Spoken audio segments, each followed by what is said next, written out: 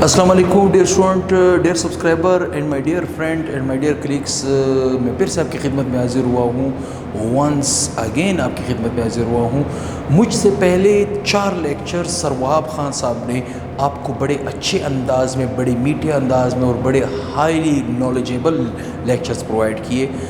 आप यकीन नहीं कर सकते, अगर मैं इस पूरे बलूचिस्तान में या मैं किसी फ़िज़िक्स वाले टीचर से मुतासिर हुआ हूँ या मैं इंस्पायर हुआ हूँ, वो सर वहाब ख़ान अचकज़ई साहब है, जो कि मेरे बहुत अच्छे दोस्त हैं, मेरे छोटे भाई हैं। मेरे एकेडमी में फ़िज़िक्स बड़े अच्छे अंदाज़ में, बड़े अच्छे दिलचस्प अंदाज़ में पढ़ाते हैं। तो ये 2-3 बल्कि 4 ऐसे टॉपिक्स थे जिनका ताल्लुक़ फ़िज़िक्स से ज़्यादा था। तो जब मैंने उसके साथ डिस्कशन किया तो मुझे पता चला कि वहाब साहब के पास बहुत अच्छा और बड़ा बेहतरीन नॉलेज था इस टॉपिक्स में। तो मैंने सर वहाब को रिक्वेस्ट की, मैंने कहा मेरे बच्चों को, मैं चूँकि अपने इस चैनल के अंदर अच्छी क्वालिटी देना चाहता हूँ स्टूडेंट्स को, तो अच्छी क्वालिटी की खातिर मैंने सर वहाब को तकलीफ़ दिया और उसको कहा, रिक्वेस्ट की कि आप ये 2 टॉपिक मुझसे अच्छे अंदाज़ में करवा सकते हो तो लिहाजा करवा दो। मैं उम्मीद करता हूँ वो टॉपिक आपके बड़े अच्छे क्लियर हो चुके होंगे। अब फिर से मैं आपकी खिदमत कर रहा हूँ, फिर आपके लिए टॉपिक आसान कर रहा हूँ। कॉमन सेंस की बात है, आप लोगों की फ्रिक्वेंसी मेरे साथ ज़्यादा मैच हो चुकी है क्योंकि आप मेरे चैनल के साथ काफ़ी देर से रहे हो। जो भी मेरे पुराने सब्सक्राइबर हैं वो मेरे लेक्चर को ज़्यादा पसंद करते हैं, तो उनकी नज़र में वो जो 4 लेक्चर्स हुए हैं शायद इतने अच्छे अंदाज में उन्होंने पिक ना किया हो क्योंकि उनकी फ्रिक्वेंसी मेरे साथ मैच थी। कॉमन सेंस की बात है।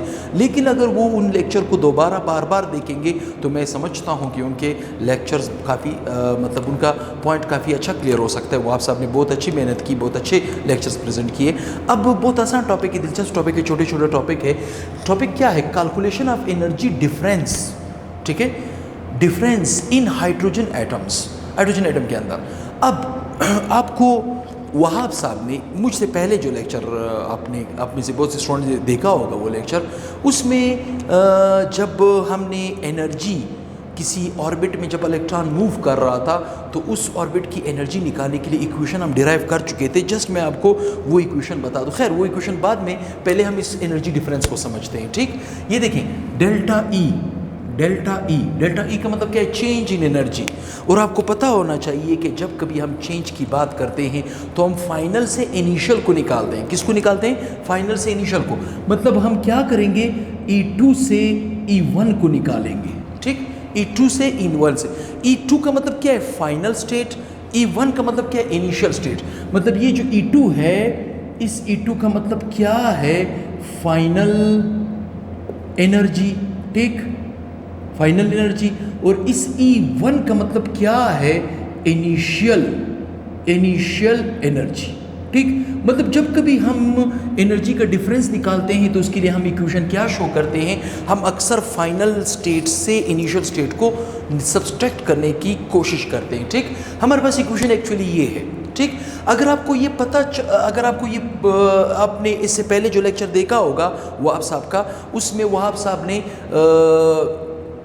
ऑर्बिट के अंदर एनर्जी को सॉर्ट आउट करने के लिए एक इक्वेशन निकाल के दिया था। एज ए होल एनर्जी का क्या था? मतलब the energy of electron in nth orbit, the energy of electron in nth orbit या शेल भी कह सकते हो। ठीक, क्योंकि ऑर्बिट को हम शेल भी कहते हैं। nth का मतलब क्या है?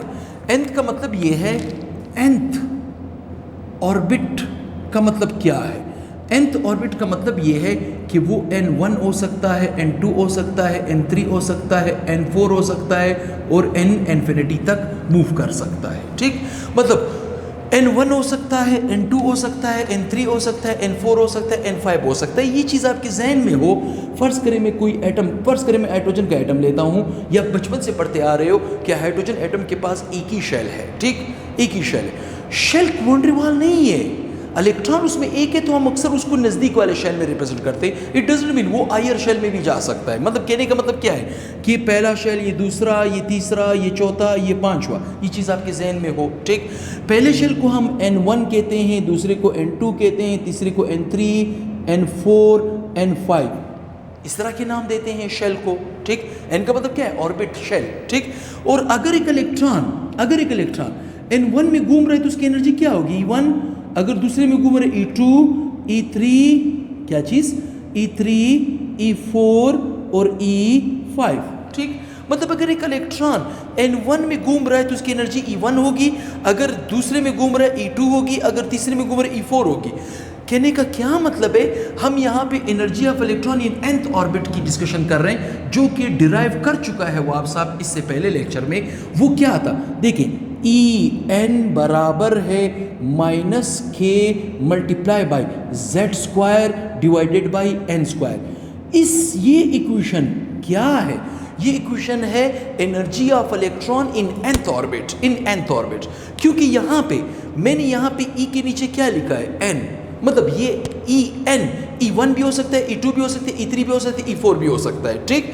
इसी तरह यहाँ पे जो n मैंने लिखा है, n का स्क्वायर मैंने डाला है, यहाँ पे n भी कुछ भी हो सकता है, N1 भी हो सकता है, N2 भी हो सकता है, N3 भी हो सकता है। ये सारे केसेस यहाँ पे हमारे पास बन सकते हैं, ठीक। अब अगर मैं कहूँ आपसे कि E1 की एनर्जी क्या होगी, या उसको निकालने के लिए आप इक्वेशन क्या, मतलब आप nth ऑर्बिट का एनर्जी का जो इक्वेशन है उससे आप निकाल सकते हो। देखिए कैसे, E1 बराबर है, देखिए n के नीचे मैंने क्या लिखा 1, इसका मतलब है मैं फर्स्ट ऑर्बिट की बात कर रहा हूँ, ठीक। तो फिर मेरे पास k z² divided by n1², क्या आ जाएगा n1², मतलब energy of electron in lower orbit हो जाएगा। ये क्या हो जाएगा, energy of electron in lower orbit, energy of electron in lower orbit का मतलब क्या है n1, ठीक, n1। तो इसकी एनर्जी क्या होगी E1।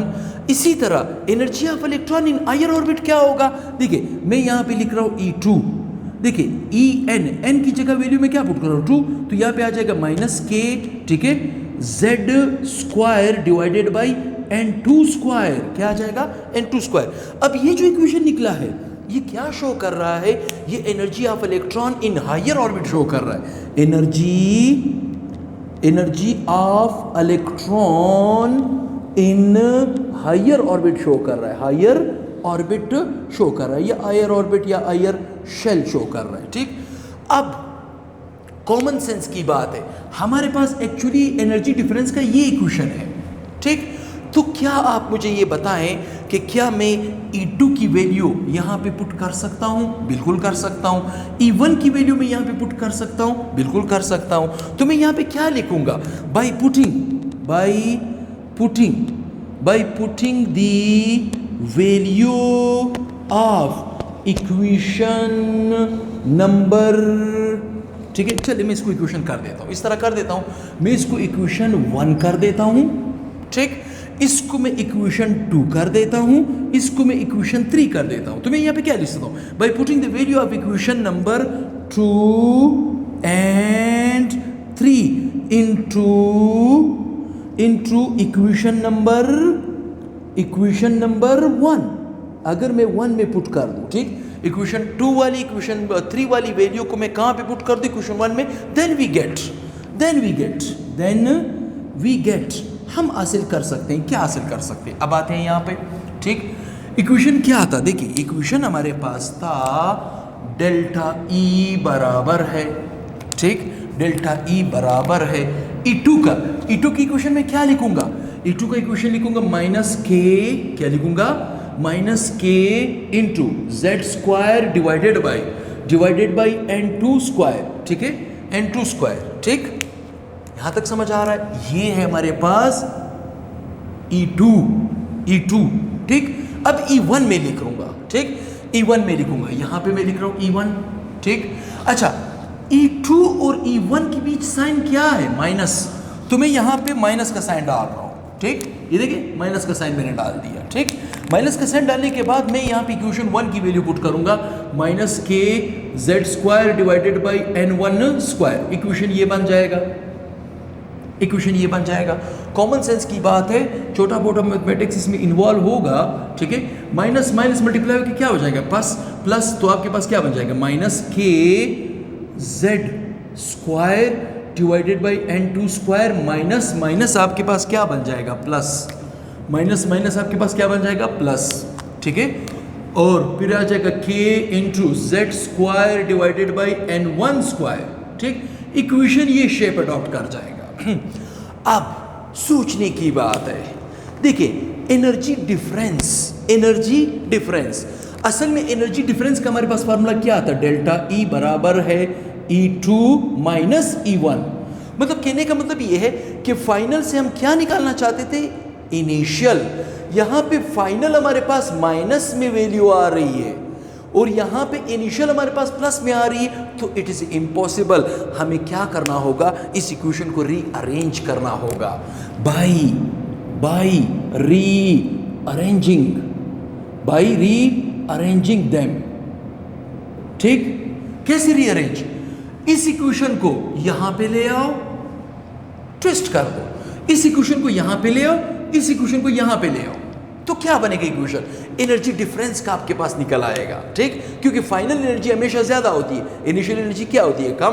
तो लिहाजा मैं इस इक्वेशन को यहां पे ला रहा हूं, इस इक्वेशन को यहां पे ला रहा हूं, तो इक्वेशन मेरे पास बनेगा डेल्टा E बराबर है, ठीक। डेल्टा E बराबर है, इक्वेशन बन जाएगा k into Z square n1 square, ठीक है। जेड स्क्वायर n1 स्क्वायर, ये तो प्लस है, यहाँ पे प्लस नहीं लिखा जाता, लिहाजा ये वाली वैल्यू क्या हो जाएगी, माइनस, ये वही उसी तरह लिखी जाएगी, minus k into Z square divided by n2 square.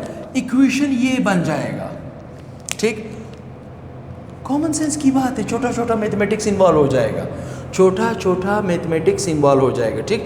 तो देखिए हम इन दोनों को कॉमन ले सकते हैं, बिल्कुल ले सकते हैं। कॉमन क्या क्या लिया जा सकता है, डेल्टा E बराबर है k आपके पास कॉमन आ जाएगा, ठीक। जेड स्क्वायर भी आपके पास क्या हो जाएगा, कॉमन, ठीक। इंटू का मतलब है, मैं बड़ी ब्रैकेट अभी ओपन कर रहा हूं, ठीक। क्या लिखूंगा, 1/n1 स्क्वायर, सॉरी, ये हमारे पास क्या था, फाइनल, देखिए ना, ये आपके पास इनिशियल हो गया, ये फाइनल हो गया, सही है। n1 square minus 1/n2 square, equation ये बन जाएगा, ठीक। फॉर हाइड्रोजन एटम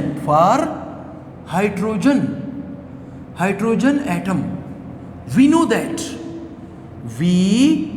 दैट हमें मालूम है कि हाइड्रोजन एटम का Z क्या होता है, Z का मतलब एटॉमिक नंबर, Z क्या होता है, 1। अगर हम 1 पुट करेंगे तो इक्वेशन कुछ और शेप आउट कर जाएगा, डेल्टा E बराबर है k उसी तरह कांस्टेंट, ठीक, into 1/n1 square minus 1/n2 square, equation ये बन जाएगा। कहीं भी इक्वेशन में हमसे कहीं मिस्टेक तो नहीं हुई, ये आपके पास फाइनल थी, ये इनिशियल थी, ठीक। फाइनल वहाँ पे गई, इनिशियल यहाँ पे आया, बिल्कुल सही इक्वेशन ये। तो ये जो आपके पास इक्वेशन का, ये जो आपके पास इक्वेशन निकला है, इसकी मदद से आप एनर्जी डिफरेंस को निकाल सकते हो। इसकी मदद से आप क्या निकाल सकते हो, एनर्जी डिफरेंस। अगर एक इलेक्ट्रॉन एक ऑर्बिट से दूसरे ऑर्बिट में चला जाए तो उसकी एनर्जी का डिफरेंस आप इस इक्वेशन की मदद से निकाल सकते हो। लिहाजा आपको ये पता होना चाहिए कि जो है कांस्टेंट है, इसकी वैल्यू है 2.8 ज़रब 10⁻⁻18 जॉल, ठीक, ये वैल्यू है। अब इसी इक्वेशन को जब हमने निकाला या प्रूफ किया, इस इक्वेशन को हम यहाँ पे न्यूमेरिकल में यूज करेंगे, ठीक। आपकी बुक में न्यूमेरिकल दिया हुआ है 2.4, calculate the amount of energy needed when electron jumps from second orbit to fourth orbit. ये कह रहे हैं कि सेकंड ऑर्बिट से जब फोर्थ ऑर्बिट में इलेक्ट्रॉन जंप कर जाता है तो एनर्जी का कितना डिफरेंस आएगा। हमारे पास इक्वेशन तो मौजूद है, देखिए हमें डेटा क्या दिया हुआ है, हमें डेटा दिया हुआ है n2 और दूसरा डेटा में क्या दिया हुआ है n4, ठीक, n2 n4, ठीक। तो हम आसानी से इस इक्वेशन की मदद से हम इस न्यूमेरिकल को हल कर सकते हैं। कैसे, डेल्टा E बराबर है k इंटू 1/n, n1 में नहीं लिखूंगा, n2 लिखूंगा। क्या लिखूंगा, क्योंकि n1 का मतलब इनिशियल स्टेट वाला, यहाँ पे इनिशियल कौन है, 2 है ना, तो मैं यहाँ पे 2 लिखूंगा स्क्वायर, ठीक, माइनस 1/, क्या लिखूंगा 1/, n2 की जगह पर क्या चीज, n2 की जगह पर मैं क्या लिखूंगा n4 का स्क्वायर लूंगा, n4 का क्या लूँगा, स्क्वायर। आसानी से ये हल हो जाएगा, k इंटू के की वैल्यू तो मालूम है हमें, आखिर में पुट कर देंगे, न्यूमेरिकल हल हो जाएगा। ठीक, कैसे कैसे, यहाँ पे देखिए 1 अपान, यहाँ पे n की वैल्यू क्या है 2, 2 का स्क्वायर लेंगे तो आपके पास क्या आ जाएगा 4, क्या आ जाएगा 4 माइनस 1 अपान n की वैल्यू यहाँ पे क्या है 4, 4 का स्क्वायर आप लेंगे, 4 चौक 16, स्क्वायर लेने के बाद क्या आ जाएगा 4। अब आप देखिए डेल्टा E बराबर है k, ठीक है, यहाँ पे क्या लेंगे एलसीएम। अब एलसीएम इसका क्या आएगा, देखिए एलसीएम किस तरह लिया जाता है वो आप साहब ने आपको क्लियर भी करवाया था, बहरहाल हम कर सकते हैं आपको। 4 इंटू 16 एलसीएम कैसे लिया जाता है, छोटे पाड़े पे तकसीम करें 2 पे, 2 दूनी 4, 2 8 16, फिर 2 पे तकसीम कर, 2 एकम 2, 2 चौके 8, फिर 2 पे तकसीम करें, 2 दूनी 4, फिर 2 पे तकसीम करें 2, ये आपके पास आ जाएगा 1, क्या आ जाएगा 1, 2 दूनी 4, 4 दूनी 8, 8 दूनी 16, मतलब इसका एलसीएम क्या आएगा 16। तो लिहाजा मेरे पास आएगा डेल्टा E बराबर है k इंटू एलसीएम इसका लेंगे क्योंकि माइनस हो रहा है ना, ब्रैकेट वाला है, ये आपके पास आ जाएगा 16। ठीक, 16 तो इसका एलसीएम आया।